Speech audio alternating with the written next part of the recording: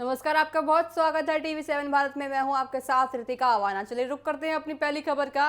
प्रधानमंत्री नरेंद्र मोदी ने आज एक और बड़ी उपलब्धि जुड़ ली है। देखिए, आपको बताएं कि केंद्रीय मंत्रिमंडल ने लगातार कई कार्यकाल तक चुने हुए प्रधानमंत्री के रूप में सबसे लंबा समय तक सेवा देने पर प्रधानमंत्री मोदी की सराहना करते हुए एक विशेष प्रस्ताव पारित किया है। इतना ही नहीं, कैबिनेट के सभी सदस्यों ने खड़े होकर प्रधानमंत्री का सम्मान भी किया।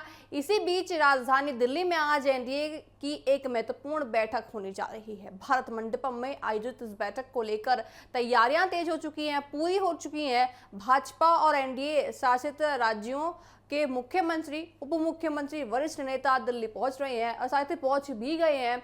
उत्तर प्रदेश के मुख्यमंत्री योगी आदित्यनाथ भी सीधे बैठक स्थल पर पहुंचेंगे। दोपहर 3 बजे शुरू होने वाले इस बैठक में एनडीए के सहयोगी दलों के नेता भी शामिल होंगे, जबकि शाम करीब 4 बजे प्रधानमंत्री मोदी की अध्यक्षता करेंगे। बैठक में केंद्र सरकार के वरिष्ठ मंत्री, सांसद और संगठन के प्रमुख पदाधिकारी भी मौजूद रहेंगे। मोदी सरकार ने 12 साल पूरे होने के अवसर पर बुलाए इस बैठक में सरकार की उपलब्धियां, विकास योजनाएं और भविष्य की रणनीति पर चर्चा होने की संभावना है। साथ ही देखिए, विकसित भारत का जो संकल्प लिया गया है प्रधानमंत्री की तरफ से, उस पर भी पूरी तरह से यहाँ चर्चा होगी। केंद्र और राज्यों के बीच बेहतर पूरी तरह से जन कल्याणकारी योजनाओं की बात होंगी। साथ ही प्रभावी बनने जैसे मुद्दों पर भी मंथन होगा। राजनीतिक रूप से देखें तो ये बैठक बेहद महत्वपूर्ण मानी जा रही है, क्योंकि इसमें आने वाले वर्षों के विकास एजेंडे और सरकार की प्राथमिकताओं पर भी चर्चा हो सकती है। ऐसे में देखिए, देश की नजरें अब भारत मंडपम पे होने वाली हैं, इस बैठक पर टिकी हुई हैं कि आखिर क्या कुछ इस बैठक में होने वाला है। देखिए, जिस तरह से देखा जा रहा है कि प्रधानमंत्री नरेंद्र मोदी सबसे ज्यादा लोकप्रिय नेता हैं देश में, जिस तरह से प्रधानमंत्री मोदी की देखिए यहाँ पे सराहना होती है, उनको सभी प्यार देते हैं। तो वैसे में आज का दिन देखिए बहुत ज्यादा महत्वपूर्ण है और देखने वाली बात होगी कि जो भारत मंडपम में आज बैठक होने वाली है, आखिर इस बैठक में क्या कुछ होने वाला है। बहरहाल चलिए खबरों में आगे बढ़ते हैं। उत्तर प्रदेश की राजनीति में एक बार फिर बयानबाजी तेज हो गई है। समाजवादी पार्टी के राष्ट्रीय अध्यक्ष अखिलेश यादव ने भारतीय जनता पार्टी पर बड़ा राजनीतिक हमला कर दिया है। आपको बताएं, 2027 के विधानसभा चुनाव में भाजपा अपने करीब 225 विधायकों की टिकट काट सकती है। जी हां, अखिलेश यादव ने सोशल मीडिया प्लेटफॉर्म एक्स पर लिखा कि भाजपा को अपने कई विधायकों पर भ्रष्टाचार और कामकाज को लेकर सवाल नजर आ रही है, इसलिए बड़े पैमाने पर प्रत्याशी बदल जा सकते हैं। अखिलेश यादव ने यह भी दावा किया है कि इलाहाबाद यानी प्रयागराज के सभी सीटों पर भाजपा अपने उम्मीदवार बदलने की तैयारी में है। उनके अनुसार जिन सीटों पर लोकसभा चुनाव में भाजपा को हार का सामना करना पड़ा है, जहां मुकाबला कमजोर रहा है, वहीं देखिए प्रत्याशी बदलने की रणनीति अपनाई जा रही है। उन्होंने कहा है कि यह संख्या करीब 225 सीटों तक पहुंच सकती है। इसी के साथ ही सपा प्रमुख ने उत्तर प्रदेश सरकार के मंत्री नंद गोपाल नंदी और आपको बताएं उत्तर प्रदेश एक्सप्रेसवे औद्योगिक विकास प्राधिकरण को लेकर भी तीखा हमला बोला है। उन्होंने आरोप लगाया है कि जब परियोजनाओं का काम पूरा हो गया है और कथित भ्रष्टाचार के आरोप लगाए जा चुके हैं, उसके बाद जिम्मेदारियों में बदलाव किया गया है। अखिलेश यादव ने आगे ये कहा कि भाजपा के मौजूदा विधायकों के बीच असंतोष है और कई नेता खुद भी चुनाव लड़ने को लेकर असमर्थ हैं। आपको बताएं, उनके मुताबिक जनता में सरकार के खिलाफ नाराजगी बढ़ गई है, जिसके असर देखिए हो गया है कि आगामी चुनावों में देखने को मिल सकता है। ये अखिलेश यादव का बयान है। राजनीतिक जानकारों का देखिए मानना है कि ये बयानबाजी आगामी चुनावों से पहले दोनों प्रमुख दलों के बीच सियासी माहौल को और गर्म कर सकती है। देखिए, एक तरफ भाजपा और विकास परियोजनाओं को, उपलब्धियों को लेकर जनता के बीच आ रही है, वहीं विपक्ष सरकार की नीतियों और कार्यशैली पर लगातार सवाल उठा रही है। फिलहाल देखिए, ये देखना खास होगा कि भाजपा इन आरोपों पर क्या प्रतिक्रिया देती है और 2027 के चुनावी समीकरण किस दिशा में आगे बढ़ते हैं। देखिए, सबसे बड़ा सूबा उत्तर प्रदेश को कहा जाता है, सबसे बड़े सूबे में आने वाले विधानसभा चुनाव हैं, तो ऐसे में विधानसभा चुनाव बहुत ज्यादा मायने रखते हैं। देखने वाली बात होगी कि इन विधानसभा चुनावों से पहले और क्या कुछ बयानबाजियों का दौर यूं ही चलने वाला है। बहरहाल चलिए खबरों में आगे बढ़ते हैं। नोएडा में युवाओं के बीच तेजी से बढ़ती दिखावटी और आपको बताएं लग्जरी लाइफस्टाइल की चिंता बहुत ज्यादा बढ़ गई है। आप जानते होंगे जिस तरह से युवा आमतौर पे बड़े होते हैं तो उनके अंदर एक अलग ही सनक आती है, अलग जोश आता है कि लाइफस्टाइल जो है लग्जरी करना है, दिखावटी करनी है, यानी कि अपने दोस्तों के ऊपर देखिए किस तरह से उनको दिखाना है कि हमारे पास कार है, हमारे पास पैसे हैं, हमारे पास कपड़े हैं। ऐसा ही मामला है। देखिए आपको बताएं कि पुलिस के आंकड़ों के मुताबिक आपको बताएं अनुसार पिछले 2 वर्षों में 18 से 20 वर्ष आयु वर्ग के 217 युवाओं को विभिन्न आपराधिक मामलों में गिरफ्तार कर लिया गया है। इनमें चोर, चैन स्नैचिंग और मादक पदार्थों की तस्करी जैसे गंभीर अपराध शामिल है। पुलिस जांच में सामने आया कि कई युवा महंगे मोबाइल फोन, बुलेट बाइक और सभी देखिए महंगे कपड़े, ब्रांडेड कपड़े लेने और जूते खरीदने के लिए अपराध की राह पर चल पड़े हैं।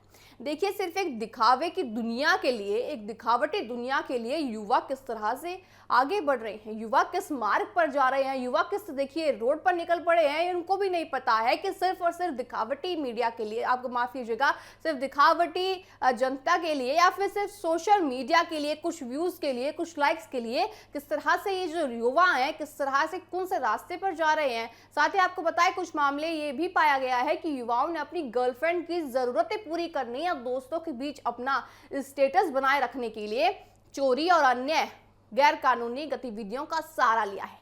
आप जानते होंगे कि देखिए जिस तरह से युवाओं में एक अलग जोश पैदा हो रहा है कि हमें लग्जरी लाइफस्टाइल चाहिए, लग्जरी लाइफ चाहिए, लग्जरी कपड़े चाहिए, ब्रांडेड कपड़े चाहिए। ऐसे में जो युवा है जिनके पास पर्याप्त पैसा नहीं हो पाता इन सभी चीज़ों को लेने का, ऐसे में वो इस तरह की आपराधिक दुनिया में अपना कदम बढ़ा रहे हैं।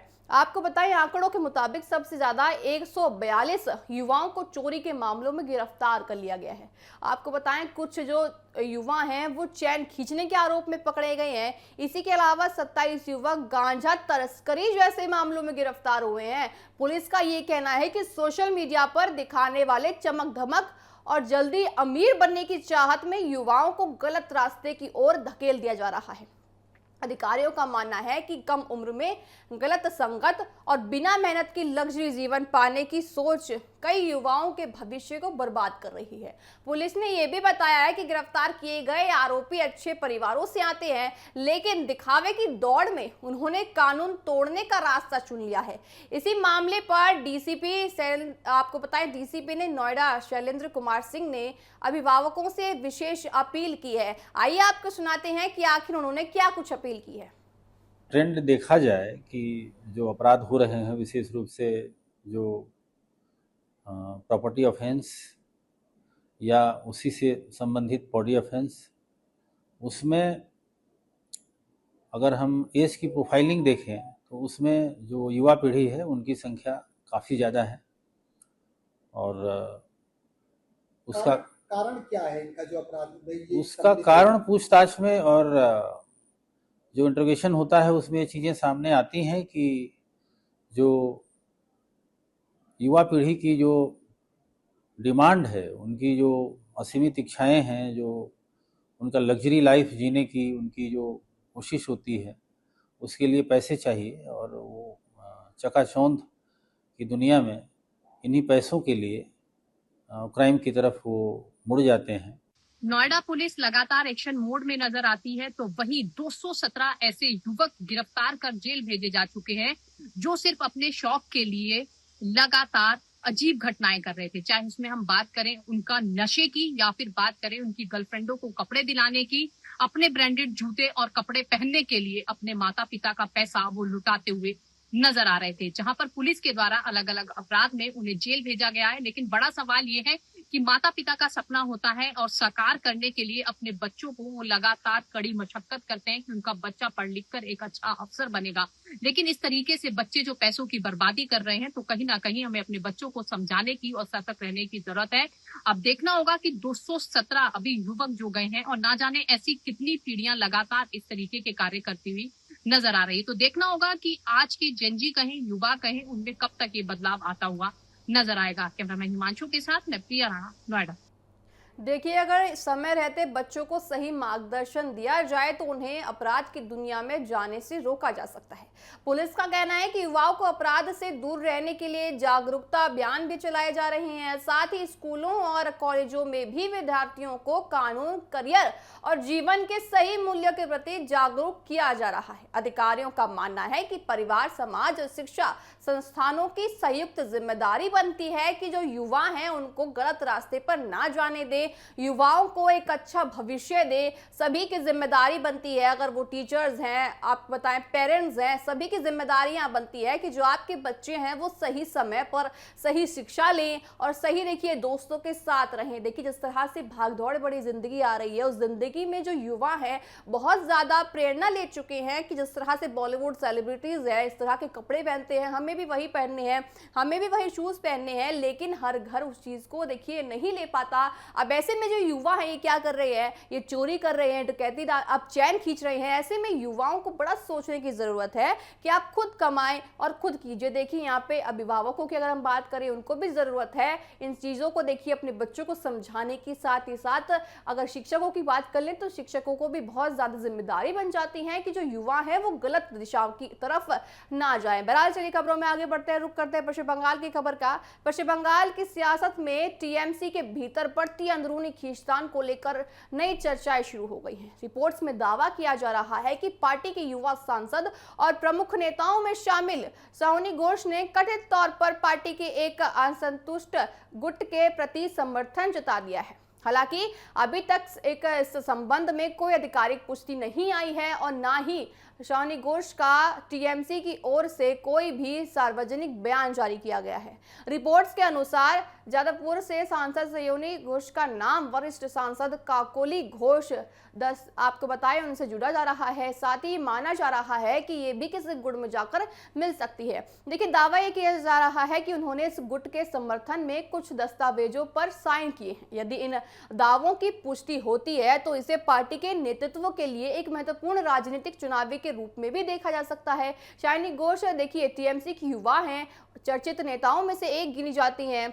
आपको बताएं जिस तरह से उनकी आपने रील भी देखी होगी, काबा वाली दीदी हैं ये। साथ ही आपको बताएं 2024 के लोकसभा चुनावों में जीत दर्ज की थी उन्होंने एक सीट पर। हाल ही में उन्हें पार्टी की महिला इकाई की महत्वपूर्ण जिम्मेदारी भी सौंपी गई। ऐसे में बड़े सवाल उठ रहे हैं कि जिस तरह से पार्टी उन पर इतना भरोसा करती है कि आने वाले समय में प्रश्न चिन्ह यहाँ देखिए दर्शकों खड़ा होता है कि आने वाले समय में ये भी दूसरे दल में जाकर मिल सकती हैं, क्योंकि आमतौर पर देखा जा रहा है कि टीएमसी सरकार है, एकाएक कर टीएमसी में सभी बाहर निकल रहे हैं, सभी किसी गुट में जा रहे हैं, किसी का समर्थन कर रहे हैं, तो क्या ये भी अपना रास्ता बदल सकती हैं। आपको बताएं सूत्रों के हवाले से ये भी कहा जा रहा है कि ये घोष पार्टी के कुछ फैसलों से नाराज थी। रिपोर्ट्स का दावा है कि चुनाव प्रचार के दौरान विवादों और राजनीतिक हमलों के समय उन्हें पूरी तरह से समर्थन नहीं मिला। इसी वजह से उनके भीतर असंतोष है, गुस्सा है, बढ़ने की बातें की जा रही हैं। हालांकि इन दावों की पूरी तरह से पुष्टि अभी नहीं की गई है।